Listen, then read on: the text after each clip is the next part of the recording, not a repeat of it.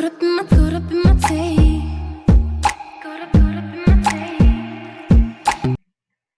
This your girl Cece with WIB Magazine, and I got my co-host Mickey Monday on the line with us. Hey, Mickey Monday, how are you? I'm good. Hanging in there, Happy doing well. Tuesday. Yes. But I have a special guest on the line. I have my homegirl, the other part of the G. Woo! She got so many hats. Hey, Shishi, how are you? Hi, y'all. How you doing? It feels good to be on the other side. Yeah. I know. I get to interview you. Actually, this will be my second time interviewing you because I was able to interview you on the podcast show. Yep. Well, I want to start off with asking you, how did you get into DJing? And also, how did you get on being the producer on the Nightly Spirit? Two Oh my questions. gosh. 2 questions. Okay, so let's start with the Nightly Spirit. How I started, everything started happening with music. I've always been a music lover. Originally, when I was younger, I wanted to be the next Janet / Michael / Missy and Timberland and Pharrell. So that should tell you what I wanted to do. I wanted to sing, rap, dance, produce, songwrite. I could do the majority. It's only one thing I cannot do, and that's sing.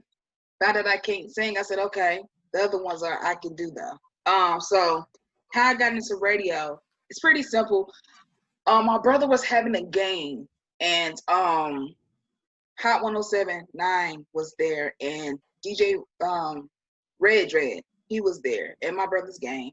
And so I went to him and said, hey, I'm interested in doing some intern. And let me backtrack. I actually was talking to my brother's coach. He introduced me to one of the promoters that does club promoting. At the time, her name was Honey. And of course, I met Dread too that day. So I started out as the promoter chick, assistant. I was assisting the promoter, and after that, it wasn't for me. And I talked to Dread and I said, "Yo, how do I get inside of radio?" And he said, "Well, come down next Wednesday. I introduce you to the internship coordinator." And I did just that. But here was the kicker. I had to go back to school.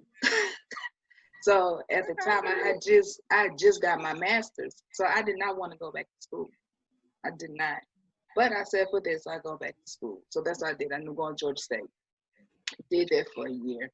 And the rest is history. I was in promotions, ended up with Coco Brother, which was on syndication. I've been on syndication since forever. And once the whole transition with him, and then there was other people before him. That's how I basically, long story short, that's how I ended up on the Nightly Spirit from interning. And then it went from that to me getting becoming officially employed, becoming official. And and yeah, and I've been with them. I've been with the Nightly Spirit for, I want to say 6 years. No, I've been with the company 5-6 years. Interning 10. So yeah, I've been there a long time. Wow, that's a long time. Oh, And the other question was, how did you get into DJing? DJing. I've always wanted to be a DJ. Believe it or not, I've always wanted to be a DJ. I looked up to Jazzy Jeff and Spinderella and Jam Master Jay and Grandmaster Flash. So and the list goes, Kid Capri and DJ Premier. And the list goes on and on. But I always loved how, of course, as we know, hip hop started with the DJ, and then the MC hopped on the mic. We already know the history. So I've always wanted to be a DJ. And at that time, growing up for me, it wasn't too many female DJs that I saw. Like I said, the only female DJ that I really was introduced to was Spinderella from Salt and Pepper. And as time went on, as I got older, it was like, oh, there's other DJs out there, but they weren't as popular as your Jazzy Jefferson, you know, Jam Master Jay, Kid Capri, and all of them. So that's what made me wanted to get to become a DJ. I just love music, and I'm a big music head anyway. I listen to all genres.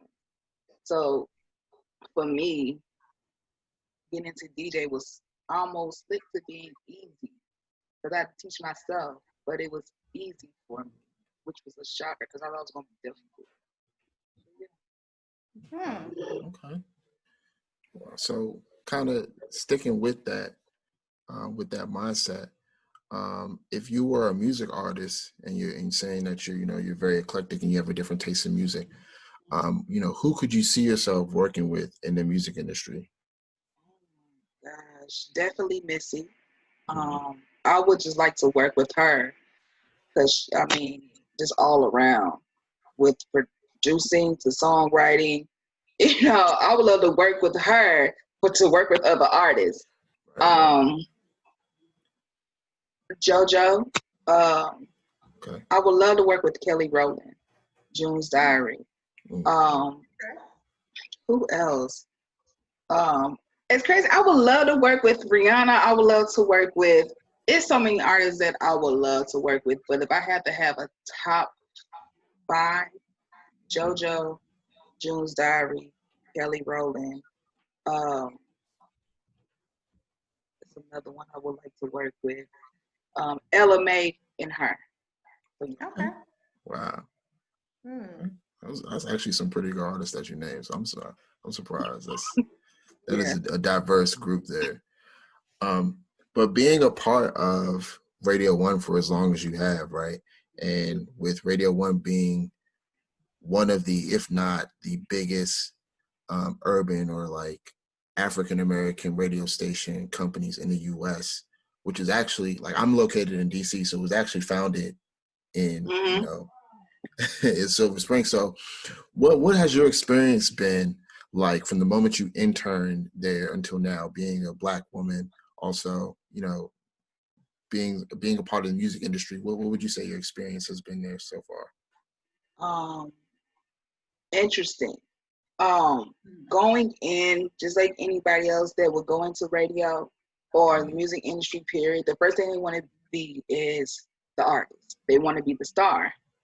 And for me, I wanted to be the star, but I also wanted to be behind the scenes. So it's like, for me, behind the scenes ended up attracting me more. So when I got into radio, and it's like I fell in love with being producing. And I was like, you know what? I like this a little bit more than being on the mic. And that's why I'm most comfortable. But my experience, it has taught me that this industry, you have to have tough skin. Because if I've seen a lot of people come and go while I was interning. And they just did not have that tough skin. Or they came in thinking, oh yeah, I'm such and such and I'm connected to such and such. So yeah, I'm going to get on the mic because I know X, Y, and Z. So that not only did it teach me tough skin, but it also taught me, you have to be humble. And just because you have a connection doesn't mean that you're going to get that foot in the door. You're going to have to grind just like everybody else. So that's what working there has taught me, to be humble, grind, never give up on a dream. Because I didn't. I did not give up on my dream as far as getting into the industry. I said I wanted to get in the industry, and I stuck to it, and I'm here. So, but working for Radio 1 has been cool. It's been an experience. It really has. Okay. Well, I'm going to go back to DJing. So, DJing, what makes your DJing, your style, DJ she the DJ, even though I know you don't like DJ in front of your name. No, I'm weird. It's I don't know. But what makes yours different than others? I mean, I know why, but I want to hear it. What sets me apart from other DJs is my music taste. I don't stick like most DJs that you may hear. They stick to one genre, and we all know what it is. You either a hip hop DJ, a old school DJ, or a EDM DJ. Okay. People forget about the music in between. They forget about Afrobeat, reggaeton, reggae, soca. They forget about, trip hop, and it's like it's other genres in between. People think EDM, but it's so many genres up under EDM. You have it's like with me, what sets me apart about I'm such a music lover to where I listen to other music from just not here in Georgia, just not in the US. I listen to music everywhere across the freaking pond. So I'm listening to K-pop. I'm listening to like Element, for instance. I always go to her because a lot of my music that I listen to is over in Europe. So it's like I knew who LMA was before people in the US knew who LMA was. I love a lot of underground and indie music, independent music. It's how I kind of got introduced to her, how I got introduced to a lot of other artists as well. And so yeah, that's what sets me apart. I listen beyond what everybody else listens to. And I try to create a vibe to where, okay, we can listen to Cardi B, but let's listen to some Black Coffee, or let's listen to somebody else, in between, just to see some Tasha, just to see where your head is and see if you'll vibe with it. So yeah. Interesting. Yeah, that was nice. So just kind of staying along that path, right? You say you're very eclectic, and you have so many different tastes and things like that. Being a DJ involves taking risks and kind of like feeling the crowd out, right? Mm-hmm. So did you ever come across a point where you took a risk on a song, not knowing the full potential that it would have on the audience and how it would affect them? All the time. Okay. Can you? I knew that's okay. All the time. I've done it a few times. Like K-Tronod, he's a prime example. I love his style and everything else. I was mixing, I forgot what song it was, but I mixed in a K-Tronod song during a crowd, and it kind of threw them off because it was like, what the heck is this? But as I played and I mixed it in with something that they knew, they were like, oh, okay, that sounds so, and they just started loving it afterwards. So as any DJ, you have to take risks. Like that's the fun part of DJing, because of course, we can play the songs that's on the radio, but if you go to most clubs or a house party or whatever event you go to, a lot of the music that you hear is like, where did that song come from? Like, but you're so turned up, and that's the best time, that's the best time to risk it all, is when everybody's turned up, they're a little, right. they're litty or whatever. That's the best time to take that risk, because they're in their zone. So it's like, keep that same momentum, and the rest is history. So yeah, I take the risk all the time, but I normally take it around there. I took it to where I've taken the risk where they weren't lit before, just to see their reaction, and they're like, okay, and they come up to me afterwards like, hey, that song that you were playing, that was nice. What was the name of the song? Okay. Wow. Okay. Yeah. Quick question for you. So I want you to tell me, I had to ask all the guests this today. Tell us something about Shishi that other people don't know about. Like, it might be a hobby, your favorite food, just something about Shishi that people don't know. Something people don't know. You might like to pick your nose, you know. What? Something people don't know. Well, I think I've said this. I don't know, but I dance. That's something that people may not know. I'm a dancer. And I'm talking about. I don't do this new stuff. I can actually dance. Like I can break out in some Janet stuff, some Michael stuff, some Sierra, some Animal. No. So, I can do more than twerk. So Millie rocking, Wow. the new dance. What else people may not know about? Chicago style. Line Yeah, another thing people may not know is I am very shy. That's something that people may not know. You're very what? Shy. I heard what you said. I just said what? Yeah, but believe it or not, I am. I'm shy. Like when I get like in new environments, like I tense up, and so it's like I kind of So it's like I'm an introvert, yeah, if you would call it or whatever.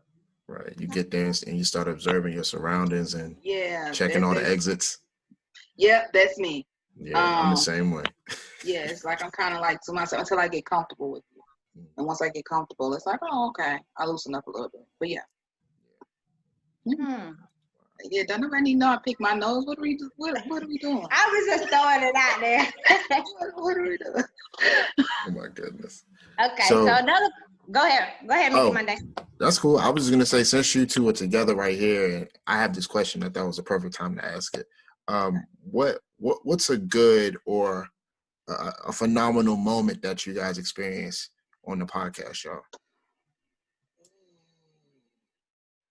Can you think of a moment that was just you couldn't make it up? You know what I mean? Like things just kind of fell into place. And yeah,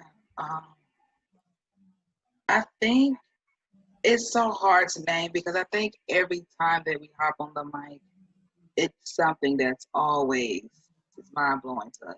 Mm-hmm. From the interviews that we've done to even some of the shows. The G is crazy because the G was started with myself, Miss Jewel, and another one of my friends. And it was before Cece hopped on. And at that time, we were all interns. And we were just like, yo, how are we going to make this thing work? So now that it's, like 2 years in, and it has progressed so much than what I anticipated it to do.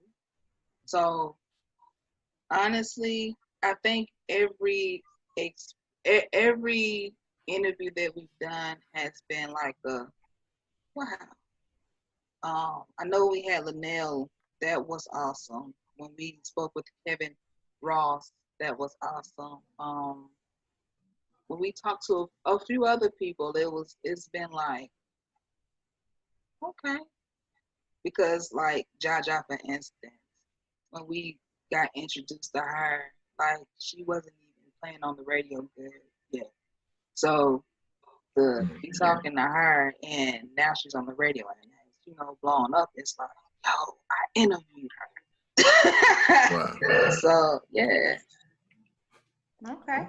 Well, my question was, what is one of your biggest challenges working in the industry, period?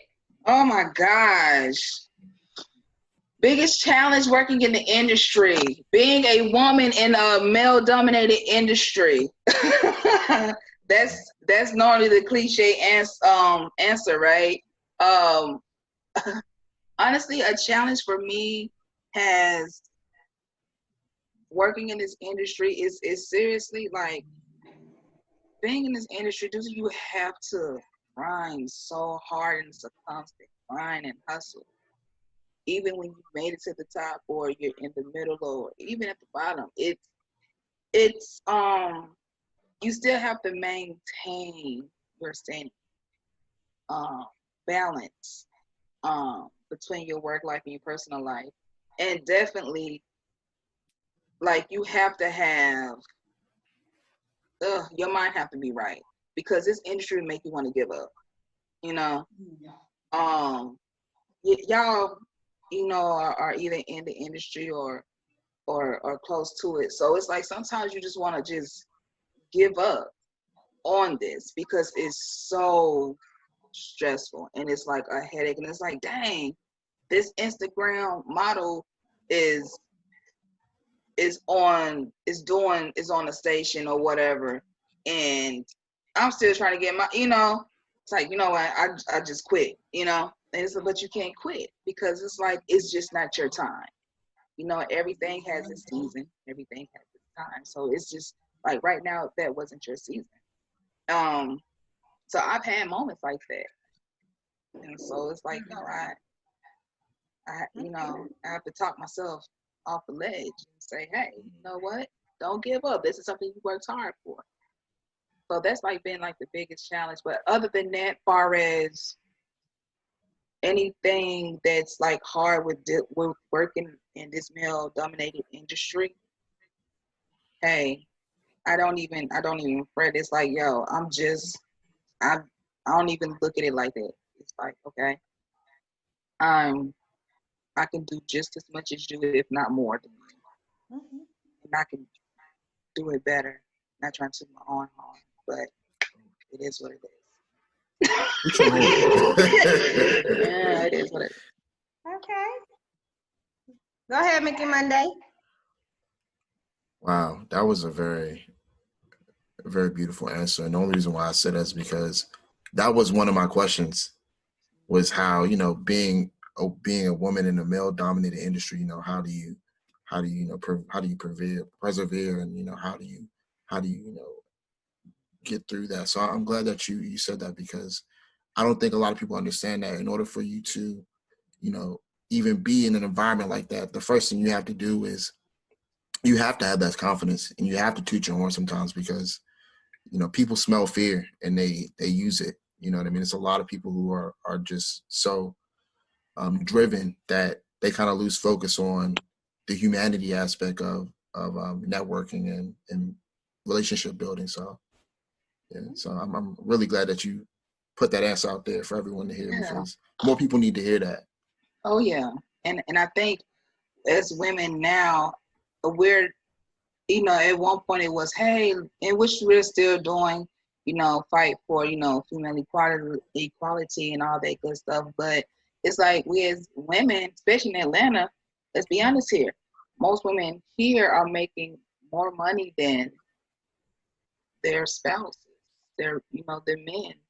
And it's like, if anything, we need to stop saying, hey, I'm a woman, so I can't do as much as a man can.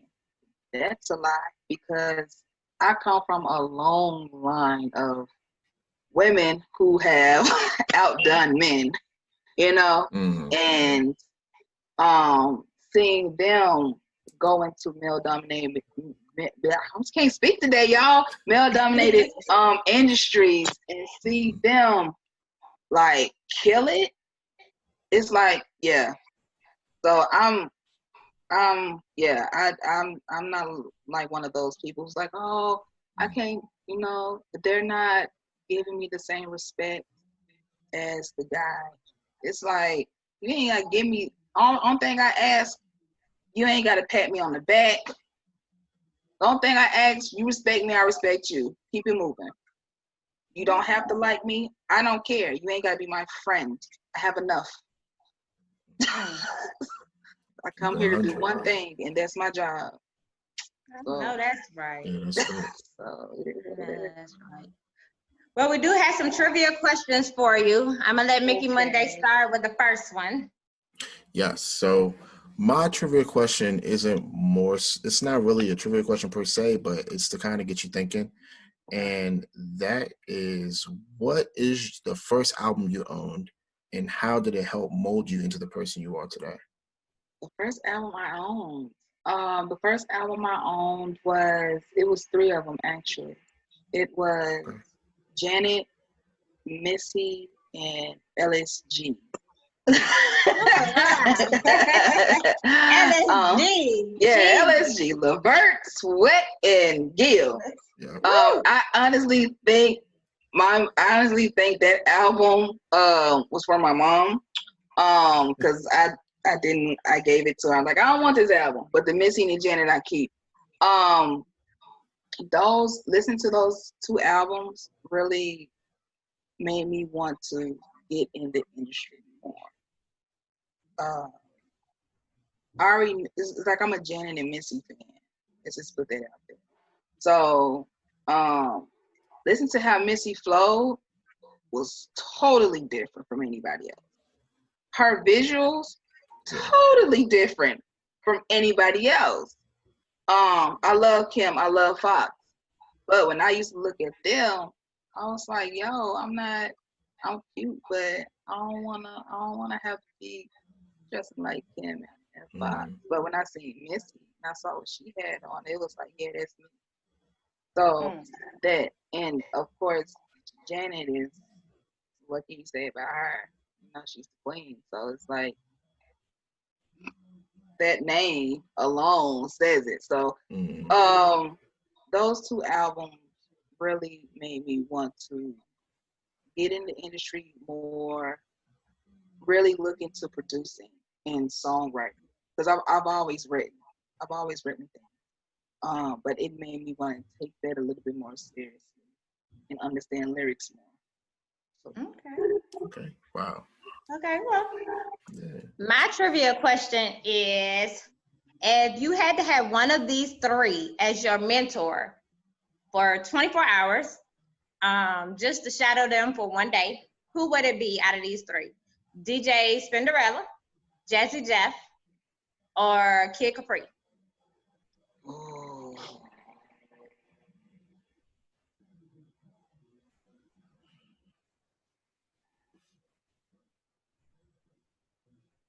I have to choose three. I have to choose one out of the three. Yes. Yeah. Oh, Only dog, one. diggity dog. Let's see here. Okay, Jazzy Jeff. Okay. And why did you pick him out of the three? A lot of people may not know, but that man, if you look at his catalog and his history, oh my God. He is so loved and off the chain. It's certain artists I didn't even know he was working with or have worked with. He's loved overseas. Just to see his knowledge of music and to see him play, you know, how he gives you, okay, here's the sample song, but here's the song that it was originally sampled from. It's like, yeah, I would love to be in his presence and shadow him for more than a day actually. But yeah, I take a day. Okay. So do you have anything coming up after all this, clear up and everything? What do you have for the future? Well, for the future, right now, if we must be real, right now, me and a good friend of mine, DJ Infinity Rock, we are actually going to be on this weekend on the IG Live. I finally decided let's get on IG Live and showcase our talents. So that's what we've been doing so far. So we're gonna do that, and in the future, I don't know. I haven't really honestly lined up anything. If anything, by next year, due to COVID-19, knocked out my plans that I wanted to do. Next year, I have something cooking, and that's all I'm gonna say. That's all I'm gonna say. I have something cooking. But right now we got the IG live thing. Me and Infinity Rock, and we're gonna be doing and you'll see it because you can follow me on all my social media handles at the She Show. THESHE Show, all one word. But yeah. Okay, well, I want to say congrats on everything you got going on and on your journey. And I will be live because I was live last week watching y'all DJ. So dope. And you just shouted out. I was just going to say, where can everybody follow you at? But you shouted it out. But if you want to say it again. Hey, I have no problem. It's at the She Show. THESHE Show, all one word. I have a website. It's the same thing. thesheshow.com. So yeah, that's all social media handles. IG, Facebook, the Snap, all of that. You might as well go ahead and shout out our podcast show too. Well, in the G, I'm also, the part of the G, and that's Instagram, Twitter at rated 3G. That is RATED, the number 3, the letter G. That's on Instagram and Twitter. Facebook rated the G. And it's the G is our fan page. So yeah. Well, thanks for interviewing with us. I sure appreciate it, lady. No problem. You've been awesome. No problem. Amazing. I'm inspired by you, so just listening to you now, so. I always tell her that she an undercover celebrity, so I keep hearing it, and I'm like, how am I undercover celebrity? Like, I don't get it, but hey. Well, you have millions of people. You have millions of people listening to the Nightly Spirit. You have millions of DJs, out here listening to you. Then you have millions of people listening to your podcast show. So you got the podcast, the Nightly Spirit, the DJing, and you pick all those and put them together. That's a lot of following. A lot of following to be out there. That they might don't all know your face, but your voice and your name is out there. So, like I tell everybody, somebody is watching you. A lot of people is watching you. So don't never think that you're not being watched. See, and that scares me, but that's okay. That's another conversation. Well, thanks for interviewing with us again. No and problem. I want you to have a happy Tuesday. Okay. And I'll be seeing you this weekend. You know what it is. All right. All right. Stay safe. You too. Love boy, what you know? Rufus boy, let me love boy, what you know? Rufus boy, let me love boy, what you know? Rufus boy, let me love. Caught up in my tape.